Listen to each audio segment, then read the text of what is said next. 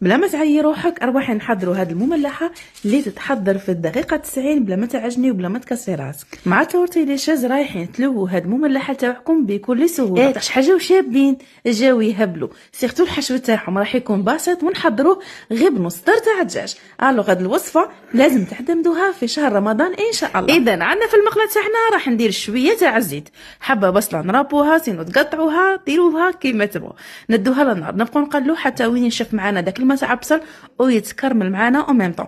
انا هنا كو ديجا طحنت نص دار تاع الدجاج في الاشواغ، راح نبدا هكا يعني نخلط فيه. هنا توابل عندي ساهلين ماهلين، راح ندير ملح حرور وتابل تاع الدجاج فقط.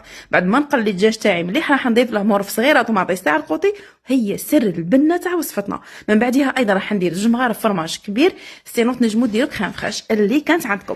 والان نجيبوا المول الاسطوري تاعنا ونحطوا له الباك فينيسون. واكيد وصفتنا تحتاج خبز تورتيه من عند لاماك تورتيليشيس.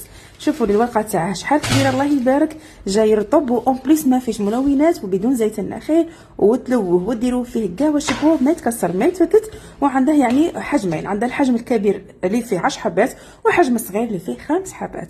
دونك راح نجيب ورقه ومن بعدها ندير لها فرماج هكا نطلي طليه. ودركا راح نجيب ثاني كميه من الحشو ونفرشه كاع. ودركا ما يبقى لي غير نرولي هذا الرولات تاع التورتيه بحشو الدجاج اللي راح يجي كريمي ومفرمج وبنين. ضروري تجربوا لي الوصفه. ودركا نبدا نقطع في هذوك رولات تاع التورتيه بالدجاج، لازم يكونوا قد المول الاسطوري تاعنا، يعني ما لازمش يكونوا بزاف طوال باش من بعدها كي نكملوا لهم يعني باقي المكونات يجونا سوا.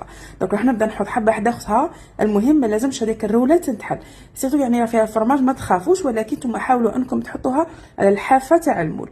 وهنا كانت عندي كميه نتاع كريم فريش فرغتها على الرولات تاعي، ومن بعدها جبت لها كميه من الفرماج رابوها. ودركا ندخلوها للفور طيب من تحت ومن الفوق على نار متوسطه حتى وين تتحمر معنا ويذوب معنا داك الفرماج.